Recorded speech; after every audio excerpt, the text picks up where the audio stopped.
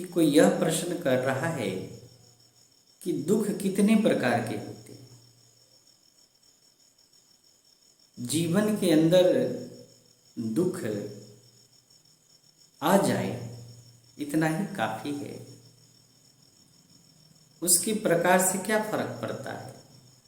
दुख किसी भी प्रकार का हो, है तो दुख ही, करेगा तो अंदर से अशांति ही, और जब वो आएगा तो उपद्रव तो करेगा। चाहे किसी भी प्रकार का दुख हो, मनुष्य को उद्विग्न ही करेगा, उपद्रव ही करेगा।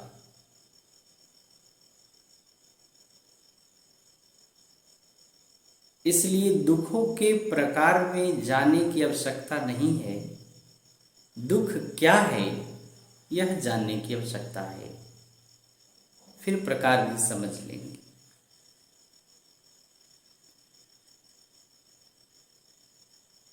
मनुष्य के जीवन के अंदर जो उसकी इच्छाएं हैं वही उसके दुख का कारण है। अगर कोई व्यक्ति कोई इच्छा धारण करता है, अगर वह पूर्ण होता है तो सुख उत्पन्न होता है, सुख की अनुभूति होती है। और इच्छाएं की, लेकिन जैसी इच्छा उसने की थी वैसी प्राप्ति ना हुई तो दुख होता है। अर्थात इच्छा पूरी हुई तो सुख, पूरी नहीं हुई या उस रूप में पूरी नहीं हुई जिस रूप में चाहते थे, जिस रूप में इच्छित थे, तो भी दुख। तो दुख का कारण क्या रहा? इच्छा। महापुरुष कहते हैं अधिक इच्छा अधिक दुख, कम इच्छा कम दुख, नहीं इच्छा नहीं दुख। अगर जीवन में इच्छाएं खत्म हो जाती है, अगर हो जाए तो दुख भी खत्म हो सकता है, निहायत ही खत्म हो जाएगा। क्योंकि जिसका जन्म जिस स्रोत से हो रहा है वह स्रोत ही बंद हो जाए तो उसका जन्म भी होना मुश्किल है। अब रही बात दुखों के प्रकार की, तो जैसा संत सद्गुरुओं ने फरमाया है, बताया है, दुख 3 प्रकार के होते। आधि का दुख, व्याधि का दुख और उपाधि का दुख। जैसे इसको थोड़ा विस्तार से जानने का प्रयास करेंगे।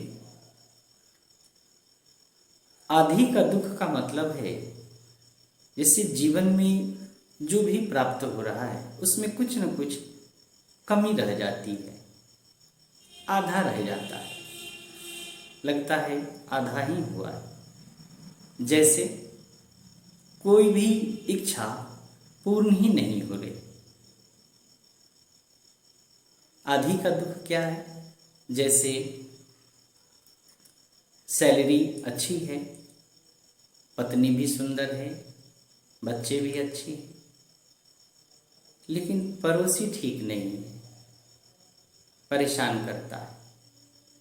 अब हो गया आधा, पूरा तो हुआ नहीं।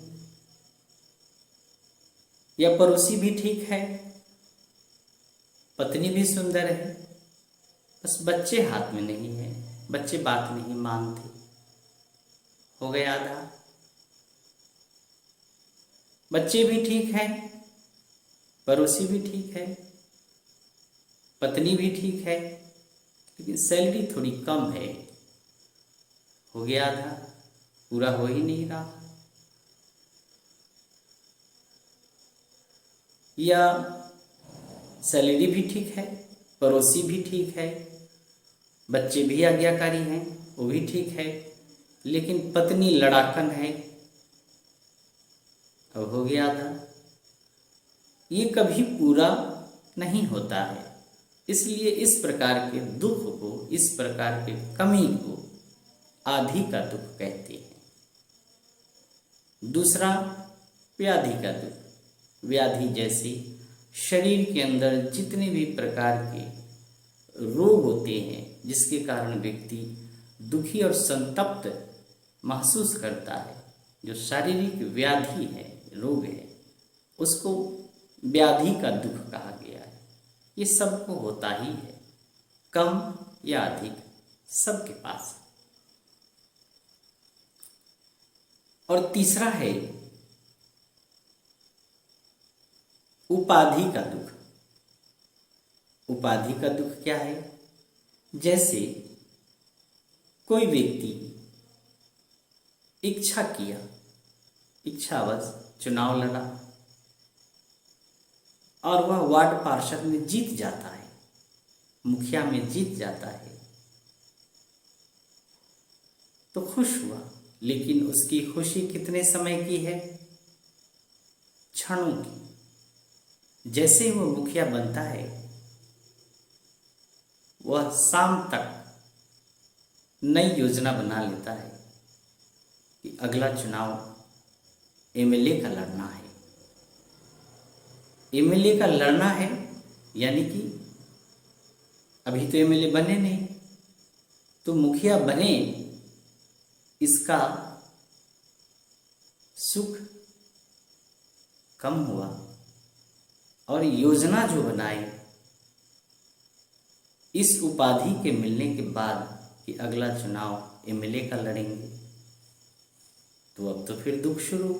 जब तक बन न जाए तब तक योजना चलती रहेगी। फिर एमएलए बन जाते हैं, तुरंत आगे की योजना बन जाती है कि अब एमपी का चुनाव लड़ेंगे। एमपी बनते हैं, फिर आगे की योजना बनती है कि अब मंत्रिमंडल मिलना चाहिए, मंत्री बने। जब मंत्री बन जाते हैं तो फिर सोचते हैं प्रधानमंत्री बनना चाहिए। तो ये जो यात्रा है, ये जो दुख है कि जो नहीं मिल पा रहा है, उसके लिए हम दुखी होते हैं। जो हम चाहते हैं नहीं मिलता है तो हम दुखी होते हैं। तो ये उपाधि का दुख है कि उपाधि मिलती रहती है, हमें प्राप्त होती जाती है और हम दुखी होते जाते हैं। जिस तरह आधि दुख देता है, व्याधि दुख देता है, उसी तरह उपाधि भी दुख ही देता है। आधि, व्याधि, उपाधि, तीनों में जो सम अवस्था है उसे ही समाधि कहती है। जहां सभी दुख, सभी व्याधियां सम हो जाती है, जिस जगह पे जाकर सभी प्रकार के दुख और व्याधि, चाहे वह आधि का हो, व्याधि का हो या उपाधि का हो, सम हो जाती हैं, उसी अवस्था को समाधि कहती है। और महापुरुष कहते हैं समाधि अंतिम लक्ष्य है। उसे ही प्राप्त करने के लिए महापुरुष मार्ग बताते हैं। और महामुनि पतंजलि ने, महर्षि पतंजलि ने अपने मार्ग में यह कहा है, अपने दर्शन के माध्यम से उन्होंने कहा है, इसकी प्रारंभ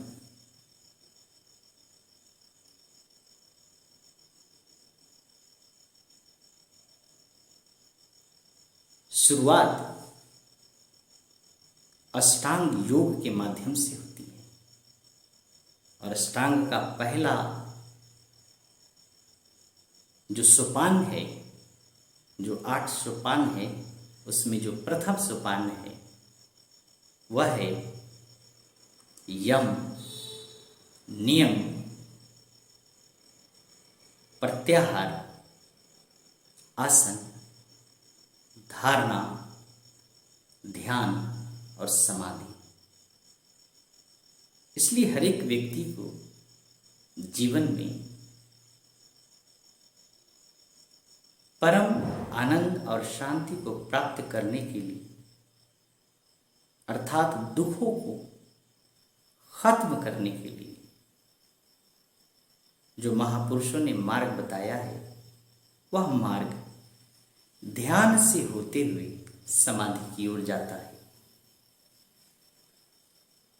इसलिए व्यक्ति को अगर अपने जीवन में समस्त दुखों को समाप्त करने की जो प्रबल इच्छा है वह जागृत रहनी चाहिए और उसी जागरण के फलस्वरूप व्यक्ति मार्ग की तलाश करता है और जब जीवन के अंदर उसे कोई संत सद्गुरु मिलते हैं तो ध्यान के माध्यम से उसे समाधि का मार्ग प्राप्त होता है और अपने जीवन का अंतिम लक्ष्य वह प्राप्त कर पाता है। इसलिए मैं इस सभा के माध्यम से यह संदेश देना चाहता हूँ कि उठें और अपने मार्ग को खोजें, ढूंढें और प्राप्त करें और अपने जीवन को सफल बनाएं। आज इतना ही। बहुत बहुत आनंद।